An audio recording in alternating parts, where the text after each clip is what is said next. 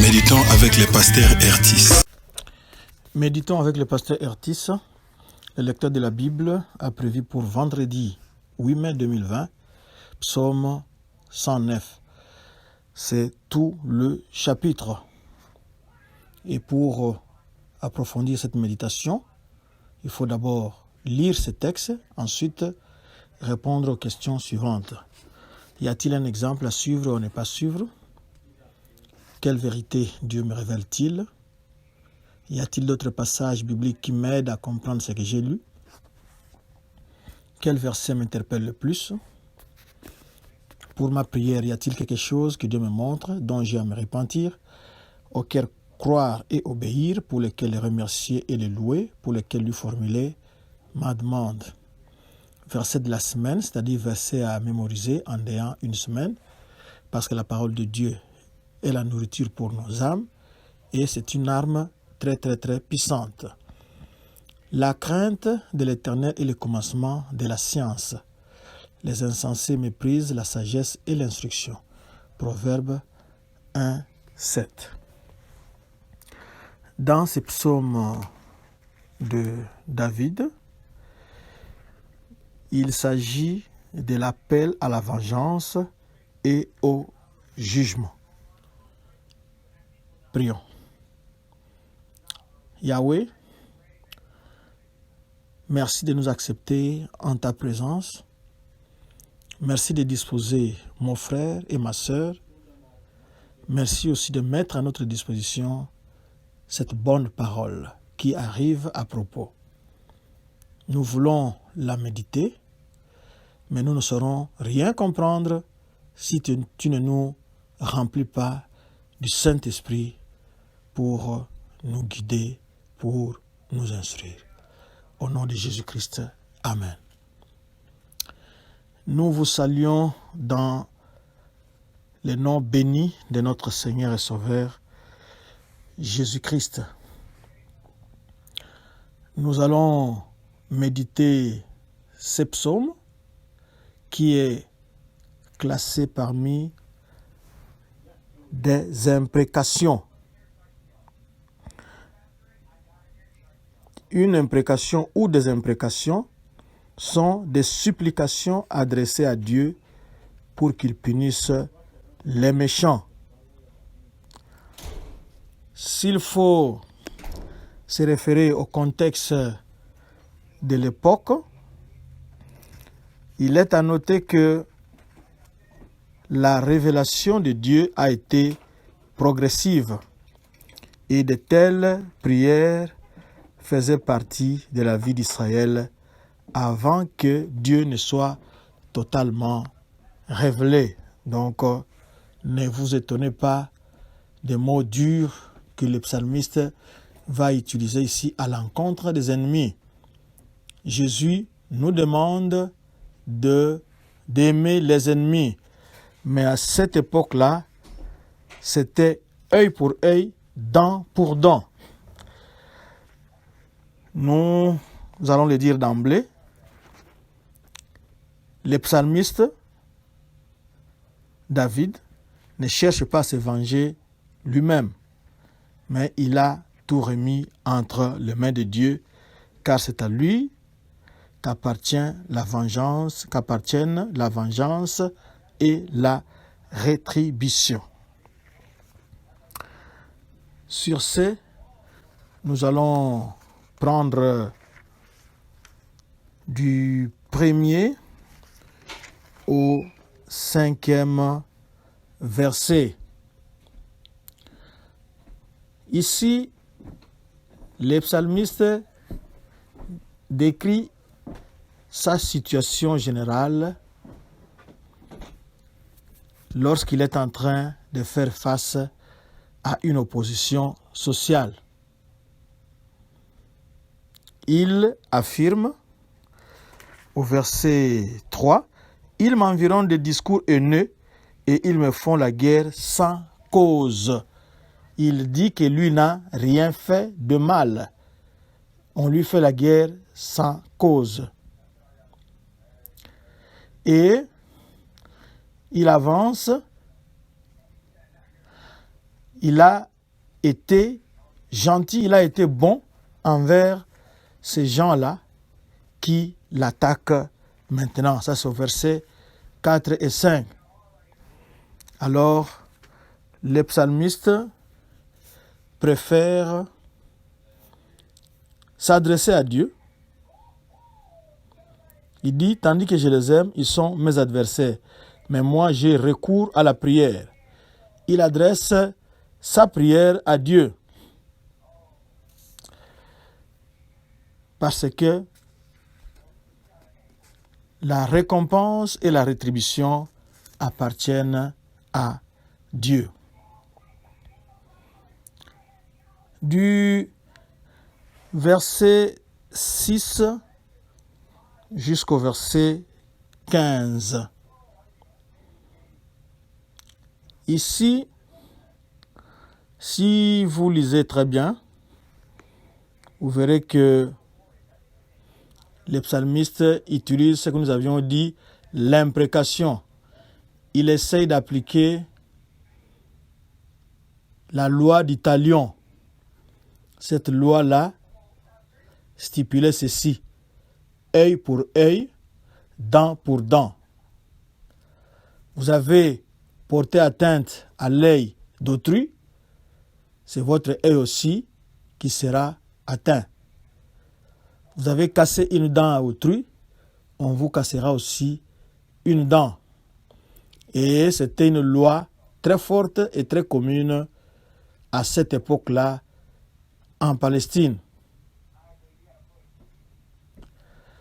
Ici, comme vous voyez, ce sont des souhaits. Vous remarquerez que partout, on a utilisé les subjonctifs pour exprimer que ce sont des souhaits. Par exemple, quand on le jugera, qu'il soit déclaré coupable et que sa prière passe pour un péché. Que ses jours soient peu nombreux. Qu'un autre prenne sa charge. Que ses enfants deviennent orphelins et sa femme veuve. Que ses enfants soient vagabonds et qu'ils mendient, etc.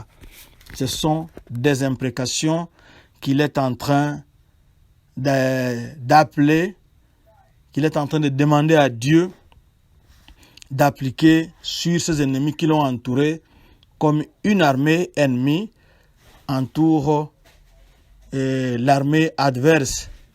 Vous vous rappellerez que lorsque nous avons étudié les livres de Jérémie, on n'a pas encore fini avec ces livres-là, on avait vu comment l'armée babylonienne avait mis son siège autour de Jérusalem, avait entouré Jérusalem. Alors ici, lui, le psalmiste, est entouré des ennemis. Et il y a un fait remarquable ici au verset 6, il dit « Et qu'un accusateur se tienne à sa droite ». Dans cet ancien temps-là, celui qui vous accusait, la partie adverse qui vous accuse était placée à droite. Et cet accusateur-là, littéralement en hébreu Satan, cet accusateur, il était là en train de vous charger, c'est-à-dire de dire le mal ou de présenter son accusation, et peut-être qu'il a de preuves qu'il peut avancer. Mais le psalmiste demande à ce que quand on le jugera, qu'il soit déclaré coupable, et surtout que sa prière, quand il va chercher à prier, que cette prière-là passe pour une abomination, un péché. Le verset 8 est remarquable. Il semble que ce verset 8 se soit appliqué à Judas. On dit quoi? On dit que ces jours soient peu nombreux et surtout qu'un autre prenne sa charge. C'est ce verset-là qui a été cité dans l'acte des apôtres, dans les actes des apôtres, pour chercher à remplacer Judas qui s'était pendu, qui était mort, qui avait laissé sa charge. Alors il fallait que quelqu'un d'autre puisse le remplacer. Alors on a utilisé ces versets, ces psaumes, ces versets-là, pour trouver quelqu'un d'autre qui devait le remplacer. Nous avons cette série d'imprécations, beaucoup de malheurs qu'il appelle sur son ennemi ou ses ennemis. Par exemple, au verset 11, il dit que le créancier s'appart de tout ce qui est à lui. Parce qu'il ne parviendra pas, à cause de la malédiction qu'on est en train d'appeler sur lui, il ne parviendra plus à payer ses dettes. Alors, le créancier, devant l'impayement, devant l'insolvabilité de la personne, le créancier viendra pour s'emparer de tout ce qui est à lui et que les étrangers pillent le fruit de son travail. Ce sont des imprécations.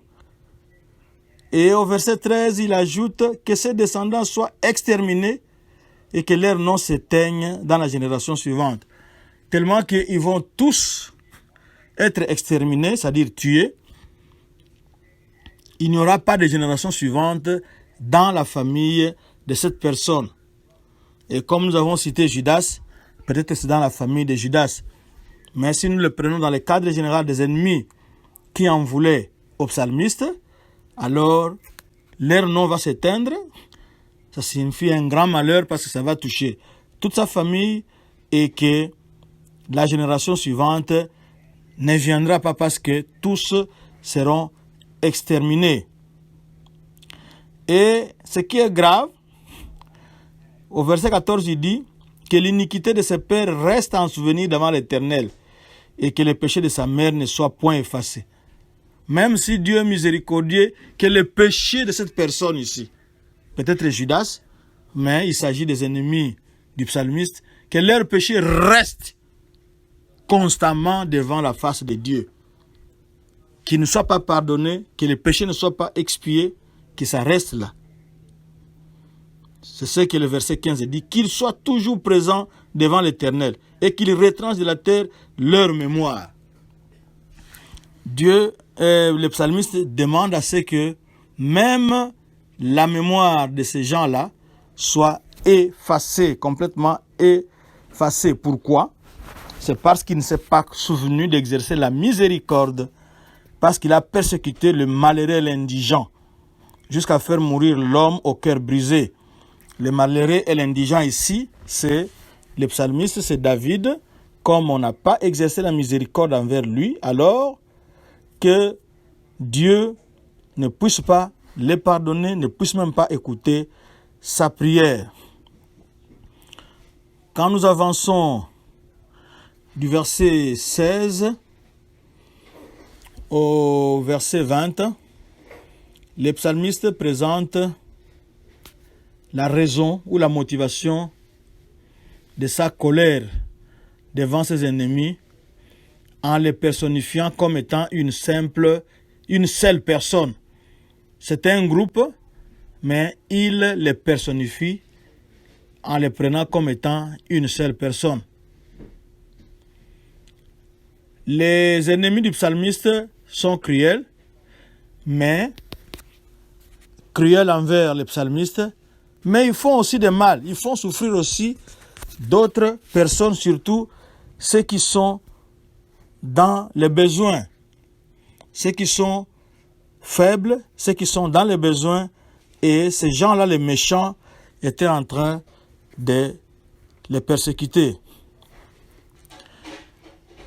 Comme les ennemis n'aimaient pas la malédiction, et que comme les ennemis aimaient la malédiction, alors qu'elle soit leur partage, que la malédiction tombe sur eux. Et comme ils n'aimaient pas plutôt la bénédiction, que la bénédiction s'éloigne d'eux. C'est ça la prière du psalmiste. Que la bénédiction s'éloigne d'eux. Et que la malédiction leur colle au corps comme un habit, d'après le verset 18. Même 19 aussi. C'est ça ce que le psalmiste appelle sur ses ennemis. Alors, nous avons une raison d'espérer ici. C'est au verset 21. Le psalmiste dit « Et toi, Éternel, Seigneur, agis à ma faveur à cause de ton nom. » Il demande à Dieu d'agir en sa faveur à cause de ton nom, à cause du nom du Seigneur, pour son honneur, pour sa gloire, que Dieu agisse pour que les gens voient que son Dieu, le Dieu du psalmiste, est un Dieu qui agit, car sa bonté est grande. Il est le Dieu de délivrance, délivre-moi. Et il précise au verset 22 qu'il est malheureux et indigent. Et si nous continuons, nous verrons, par exemple, au verset 25, « Je suis pour eux un objet d'opprobre. Ils me regardent et secouent la tête. » C'est comme ça qu'au verset 26, il dit, « Secours-moi, Éternel mon Dieu, sauve-moi par ta bonté. » D'abord à cause de son nom, au verset 21, mais maintenant au verset 25, c'est à cause de sa bonté. Parce que Dieu est bon, alors quand on est dans les besoins, on peut s'adresser à lui pour qu'il agisse pour la gloire de son nom, pour son honneur, pour sauver son honneur, pour sauver la face, comme on dit. Et comment les autres le seront-ils? C'est à cause de la main de l'Éternel. Sa main est puissante. Le verset 28 est intéressant en disant, s'ils maudissent, si les ennemis maudissent, alors Dieu bénira, toi tu béniras. S'ils se lèvent, ils seront confus. Dieu va les confondre. Et quand Dieu va les confondre, et ton serviteur se réjouira. Le psalmiste va se réjouir de l'aide, des secours que l'Éternel va lui apporter. Il veut à ce qu'au verset 29, que ses adversaires puissent porter l'ignominie et que leur honte les couvre comme un manteau.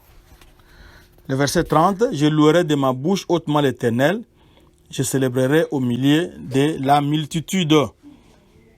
Quand Dieu aura agi en sa faveur, la réaction naturelle et normale du psalmiste sera de le louer avec sa bouche, que les autres l'entendent. Et le verset se termine, le psaume se termine bien. Il dit, car, c'est au verset 31, car il se tient à la droite du pauvre pour le délivrer de ceux qui le condamnent. Nous avons vu au verset 6, on a dit qu'un accusateur se tienne à sa droite. Mais le verset 21 remplace l'accusateur par Dieu. Dieu se tient à la droite du pauvre. Dieu est là pour le soutenir. Dieu devient son avocat devant le tribunal pour plaider en sa faveur, pour qu'il soit réhabilité, pour qu'il soit relâché, pour qu'il soit délivré. Dieu se tient à la droite.